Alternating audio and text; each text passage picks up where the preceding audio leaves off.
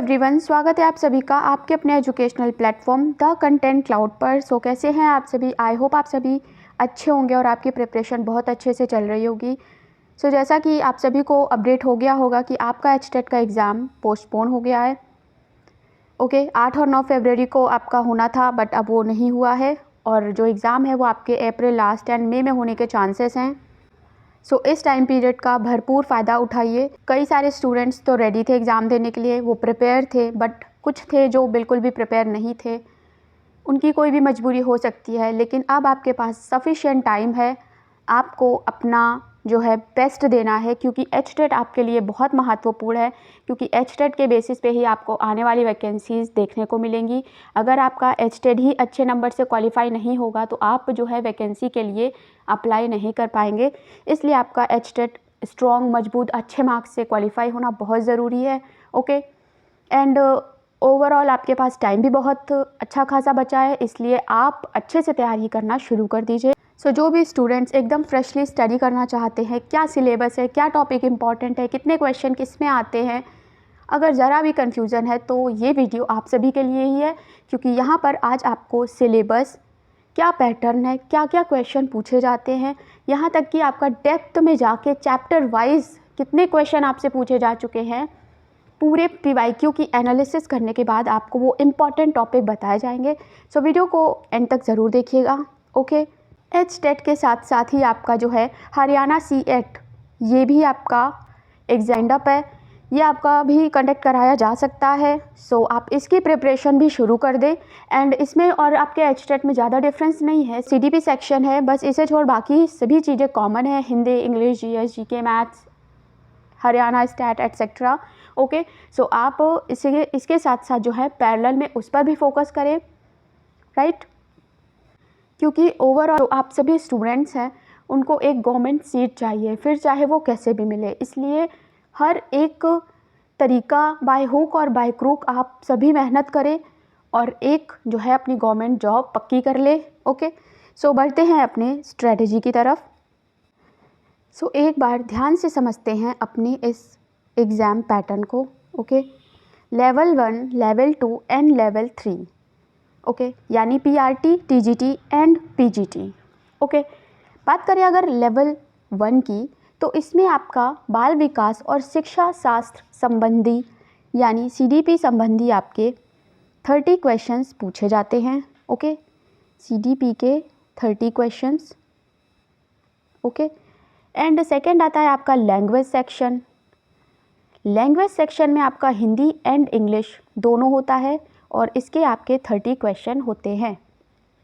Next आपसे आता है जनरल स्टडीज़। इसमें आपका ये काफ़ी यूनिक सा एकदम हटके सेक्शन है। इसमें रीजनिंग, मैथ एंड आपका जो हरियाणा जीके है, रीजनिंग, मैथ्स और हरियाणा जीके, ये आपसे पूछा जाता है। 30 क्वेश्चन इसके भी होते हैं, राइट? नेक्स्ट आता है ईवीएस सेक्शन।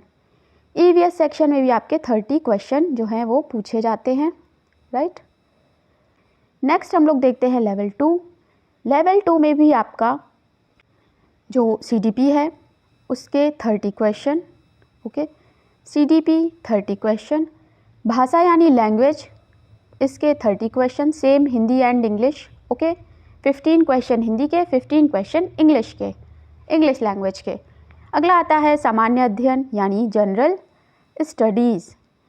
इसके भी आपके 30 क्वेश्चन होते हैं, 10 रीजनिंग के, 10 मैथ्स के और 10 आपका हरियाणा जीके या आपका करंट अफेयर, स्टैटिक डेटा, ये आपका इसमें शामिल होता है। ओके, नेक्स्ट आता है आपका ऑप्शनल सब्जेक्ट। ओके, जैसा कि यहाँ पे ये ईवीएस था, यहाँ पर अब आपका ऑप्शनल सब्जेक्ट जो भी आपका होगा वो आपसे पूछा जाता है और 60 क्वेश्चंस उसके होते हैं। यानी ये आपका सोशल स्टडी हो सकता है, मैथ्स हो सकता है, साइंस हो सकता है, हिंदी हो सकता है। ओके, और आपका संस्कृत भी हो सकता है, कुछ भी हो सकता है, ठीक है? जो भी आपने चूज़ किया होगा ये वो होगा। नेक्स्ट हम लोग बात करते हैं लेवल 3 की यानी पीजीटी की। यहाँ भी आपका सीडीपी इम्पॉर्टेंट रोल प्ले करता है, 30 क्वेश्चन, लेकिन लेवल हो जाएगा यहाँ पर थोड़ा हाई। हर एक जो लेवल है उसमें आपका जो बेसिक कॉन्सेप्ट है उसका लेवल आपका हाई हो जाएगा। जैसे यहाँ सीडीपी जो है वो थोड़ी सरल होगी, यहाँ थोड़ी कठिन, यहाँ थोड़ी और कठिन। Okay, in short difficulty level बढ़ जाएगा। ओके, नेक्स्ट आपका आता है language, same 30 questions, Hindi English. Okay, अगला आपका होता है जनरल स्टडीज़। तो जनरल स्टडीज़ में बिल्कुल लेवल 2 की तरह होगा, बट अगेन डिफ़िकल्टी लेवल बढ़ा हुआ मिलेगा। ठीक है, लाइक मैथ्स के क्वेश्चंस का, रीजनिंग के क्वेश्चंस का, और आपका स्टैटिक डेटा जो है वो फिर सिंपल क्वेश्चन नहीं पूछेंगे। इस केस में आपके जो क्वेश्चन का लेवल है वो हाई हो जाएगा। यहाँ पर नेक्स्ट आता है आपका ऑप्शनल सब्जेक्ट, या फिर जो भी आपने कंसर्निंग सब्जेक्ट है वो आपका यहाँ पूछा जाएगा। एंड पीजीटी में भी आपने जो चूज़ किया होगा वही आपको मिलेगा। फॉर एग्ज़ाम्पल यहाँ आपके 60 क्वेश्चन होंगे। ओके, एंड हो सकता है geography, history, political science, maths, physics, इनमें से कुछ भी हो सकता है, कॉमर्स, संस्कृत। ओके, इसके आपके 60 क्वेश्चन होंगे। सो जिन स्टूडेंट्स को ये क्लियर था कोई बात नहीं, जिन्हें नहीं क्लियर था वो एक बार अच्छे से समझ लें, level 1, level 2, level 3। Okay, so ये सभी इम्पॉर्टेंट सब्जेक्ट बनते हैं। ओके, सब्जेक्ट के अगर देखें तो CDP, Hindi, English, reasoning, maths, Haryana GK, Haryana current affairs, static data, EVS, social studies, ये सभी आपके इम्पॉर्टेंट सब्जेक्ट बन जाते हैं। और कुछ तो आपके कॉमन हैं। ओके, जैसे कि CDP, Hindi, English, maths, reasoning, Haryana current affair, Haryana static data, ये सब आपके कॉमन है, लेवल 1 में भी, लेवल 2 में भी, लेवल 3 में भी। अब हम लोग बढ़ते हैं लेवल वाइज सब्जेक्ट के ऊपर और उनसे रिलेटेड इंपॉर्टेंट चैप्टर्स के ऊपर। ओके, और साथ साथ में ही जो है चैप्टर्स से रिलेटेड जो टॉपिक है पर्टिकुलर, उन्हें भी डिस्कस करते जाएंगे। राइट, सो अगर आप अभी तक चैनल से नहीं जुड़े हैं तो चैनल से जुड़ जाइएगा और वीडियो को शेयर भी कर दीजिएगा। ओके, एचटेट्स रिलेटेड आपके जो भी प्रैक्टिस सेट है, पीवाईक्यूज़ हैं, डिटेल्ड वीडियोस हैं, चैनल पर अवेलेबल हैं, आप ज़रूर देख लीजिएगा। ओके, सो बात करते हैं लेवल 1 की। ओके, बाल विकास और शिक्षा शास्त्र, इसमें आपका वृद्धि और विकास और सीखने के बीच संबंध, आनुवांशिकता, पर्यावरण, सामाजिकरण की प्रक्रियाएं, निर्माण, आलोचनात्मक परिप्रेक्ष्य आदि। ओके, नेक्स्ट देखते हैं हिंदी। हिंदी में आपका वचन, लिंग, उपसर्ग, प्रत्यय, वाक्य निर्माण, पर्यायवाची, विपरीतार्थक, तत्सम, तद्भव, एटसेट्रा। सो अगर बात करें इंग्लिश लैंग्वेज की, ओके, तो इसमें आपका जितनी पार्ट्स ऑफ स्पीच हैं वो सभी पूछी जाती हैं। पंक्चुएशंस के क्वेश्चन आते हैं, एक्टिव पैसिव आता है। ओके, एंड आपका जो है टेंसेस आते हैं, ये आपका इंग्लिश के लिए इम्पॉर्टेंट है। नेक्स्ट देखते हैं ईवीएस। तो ईवीएस में आपका जो है ये सभी टॉपिक जो हैं ये पूछे जाते हैं। हरियाणा जीके में आपका जो है कला, संस्कृति, सरकार द्वारा योजनाएं, जिले आदि, फोक डांस, डैम्स और जो भी मॉन्यूमेंट्स हैं इनसे रिलेटेड क्वेश्चन पूछा जाता है। तर्क यानी रीजनिंग की बात करें तो यहाँ पर आपका सदृश समानताएं, रक्त संबंध, लुप्त संख्याएं, वर्णमाला। ओके, यानी यहाँ आपका डायरेक्शन, ब्लड रिलेशन और series, alphabetical series, mix series, number series, figure based questions, ये सभी आपके इसमें पूछे जाते हैं। ओके, सो नेक्स्ट हम लोग बात कर लेते हैं आपके लेवल 2 की। ओके, लेवल 2 में आपका जो है बाल विकास का ये सभी टॉपिक इम्पॉर्टेंट हैं। वृद्धि, विकास, भूमिकाएं, लिंग भूमिकाएं, बहुआयामी बुद्धि, मूल्यांकन, शिक्षार्थियों के साथ बातचीत, अच्छे सुविधा प्रदाता के गुण। ओके, इंग्लिश में आपके ये सभी।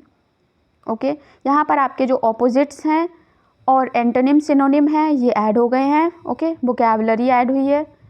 हिंदी में आपके सारे ये इम्पॉर्टेंट टॉपिक हैं, लाइक विशेषण, क्रिया, मुहावरे, लोकोक्ति, उपसर्ग, प्रत्यय, वाक्य निर्माण, पर्यायवाची, विपरीतार्थक, तत्सम, तद्भव, समानार्थी शब्द, देशज एवं विदेशी शब्द, अलंकार, संधि, एटसेट्रा। ओके, यहाँ आपका जो है वो क्वांटिटेटिव एप्टीट्यूड भी पूछा जाता है, like percentage, number system, ratio, fraction, profit loss, and आपका मेंसुरेशन और आपका जो बीजगणित है ये, average, age based question etcetera. Haryana G K again folk dances, culture, stadiums, districts और जो मॉन्यूमेंट्स हैं, फूड रिसोर्सेज हैं, ये सभी। रीजनिंग में अगेन आपका वही सारी चीज़ें हैं, बट क्वेश्चन का जो लेवल है वो आपका हाई होता है। ठीक, यहाँ पर आपका जो ऑप्शनल सब्जेक्ट होगा, उस ऑप्शनल सब्जेक्ट में हरियाणा सरकार के शिक्षा विभाग द्वारा क्लास 11th और 12th में पढ़ाए जाने वाले संबंधित विषय के विस्तृत पाठ्यक्रम से संबंधित, ओके। एंड आपका NCERT से रिलेटेड क्वेश्चन, ये तो बहुत इंपॉर्टेंट होते हैं, ये सभी आपके शामिल होंगे, ओके। बात कर लेते हैं PGT सेक्शन की। सो यहाँ पर आपका बाल विकास शिक्षा शास्त्र में ये सारे टॉपिक इम्पॉर्टेंट हैं, जैसे वृद्धि एवं विकास, अधिगम, आनुवांशिकता, पर्यावरण, समाजीकरण प्रक्रियाएं, संरचनाएं, आलोचनात्मक परिप्रेक्ष्य आदि से भी संबंध। इंग्लिश में आपका जो यहाँ पर है वो लेख, मॉडल ऐड हुआ है, ओके, बाकी सभी सेम है। हिंदी में आपके विशेषण ये सभी कॉमन हैं, बस इनके क्वेश्चन का जो लेवल है वो आपका हाई होगा, यानी पर्यायवाची भी ऐसे होंगे बिल्कुल डिफरेंट, ओके। जैसा कि हम सभी नहीं, जैसे सूर्य दे दिया तो सूर्य से रिलेटेड हमने 4-5 याद कर लिए, तो वो 4-5 नहीं, आपको पूरा का पूरा अच्छे से समझना होगा। ये नहीं कि 4-5 पर्यायवाची याद करके और हम इसका जो है PGT का जो एग्ज़ाम है वो क्वालिफाई कर लेंगे, ऐसा बिल्कुल नहीं है।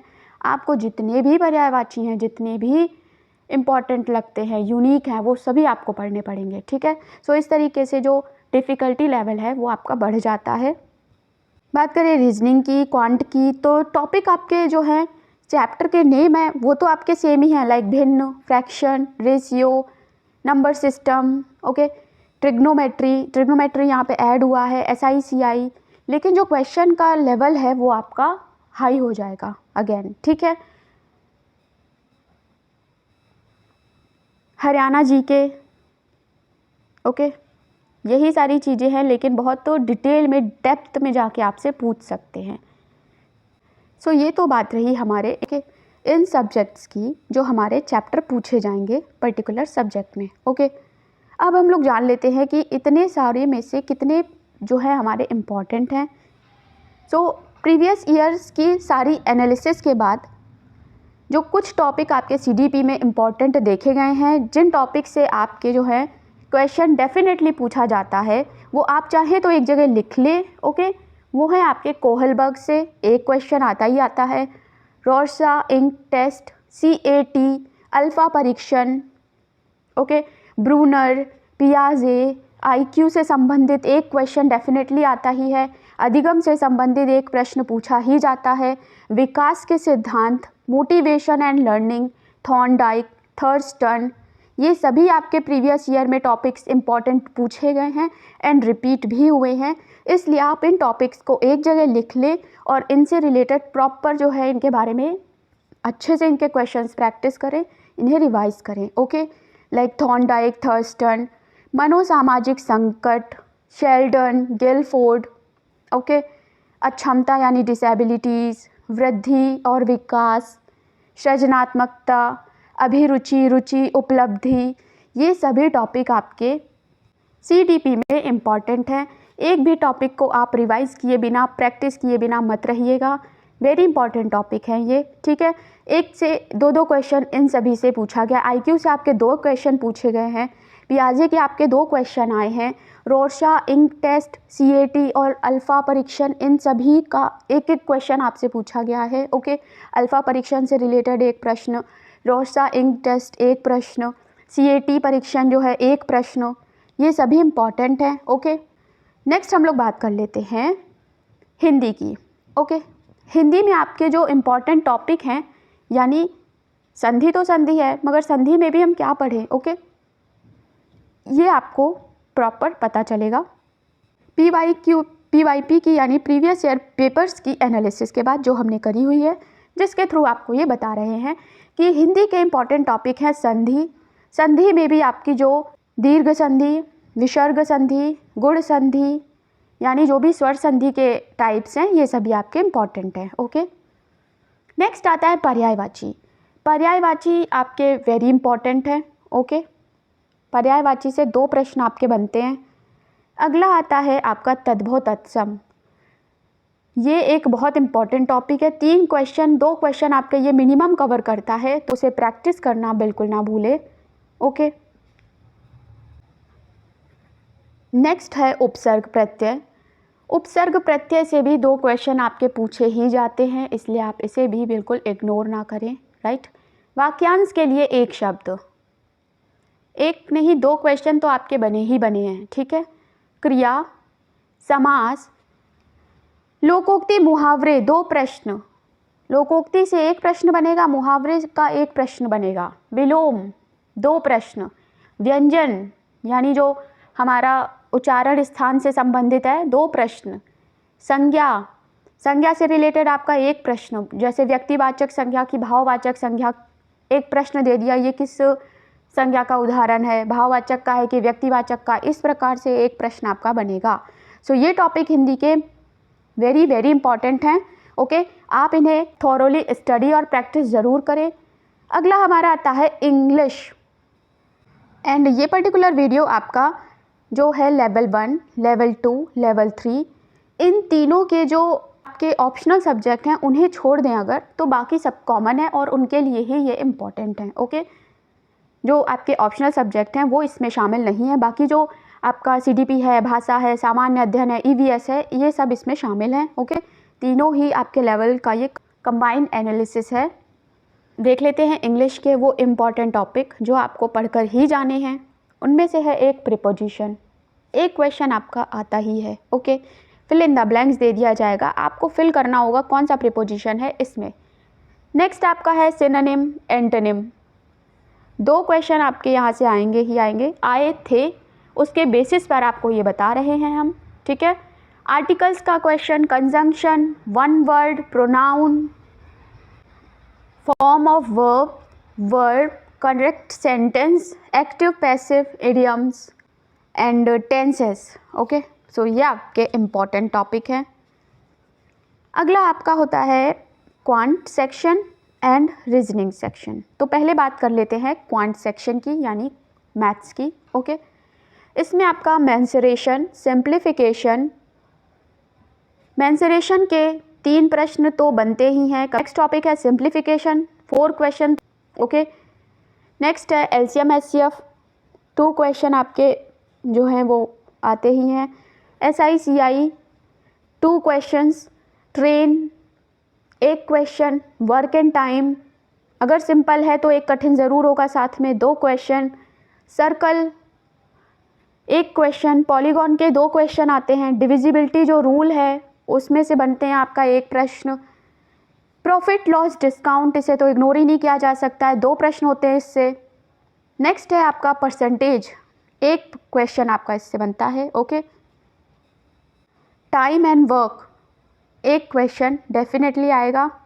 एवरेज, रेशियो के 2 प्रश्न, angle related question, square, cube से संबंधित प्रश्न, और आपका 1 क्वेश्चन आता है वो गणित सेक्शन से रिलेटेड होता है। ठीक है, उसमें आपको सिंपली जो है वो डेफिनेशन बेस्ड होता है और अंडरस्टैंडिंग बेस्ड क्वेश्चन होता है, सॉल्विंग उसमें नहीं होती है। ठीक है, सो ये सभी चीज़ें आपकी मैथ्स के लिए बहुत इंपॉर्टेंट हैं।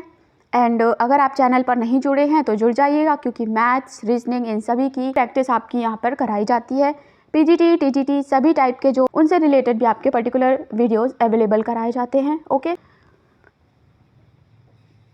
सो अब हम लोग डिस्कस कर लेते हैं रीजनिंग के इम्पॉर्टेंट टॉपिक। ओके, जिसमें सबसे पहले है रीजनिंग का series, alphabetical series, numerical based series और मिक्स्ड, तीनों टाइप की आपकी सीरीज़ आपसे पूछी जाती हैं।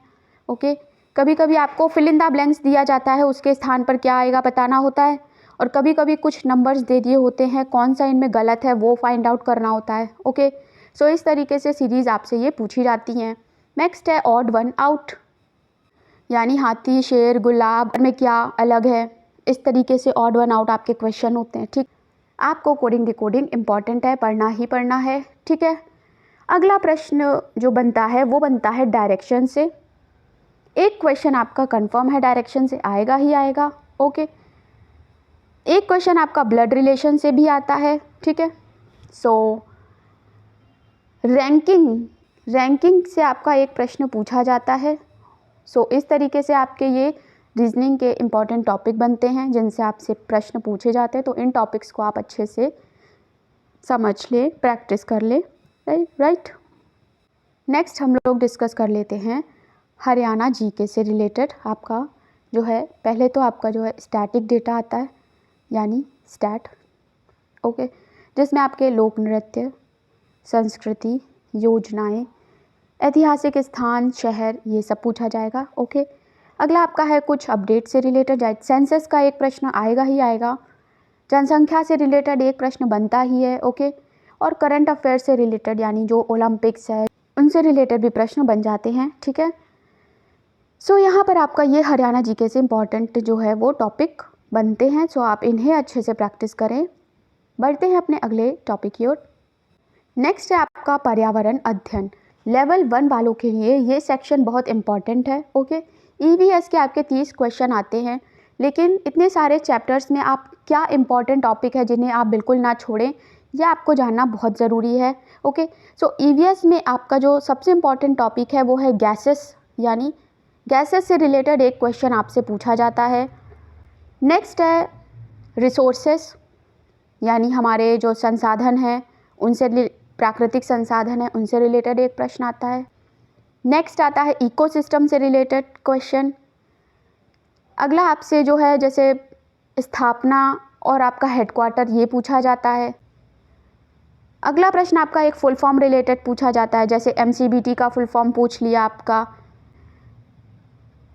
मतलब आपके ईवीएस के टॉपिक, ईवीएस का जो सब्जेक्ट है आपका उसी से रिलेटेड आपके फुल फॉर्म होते हैं। जैसे एमसीबीटी पूछा आपसे तो मद्रास क्रोकोडाइल बैंकिंग ट्रस्ट, ये आपका इसका फुल फॉर्म हो गया।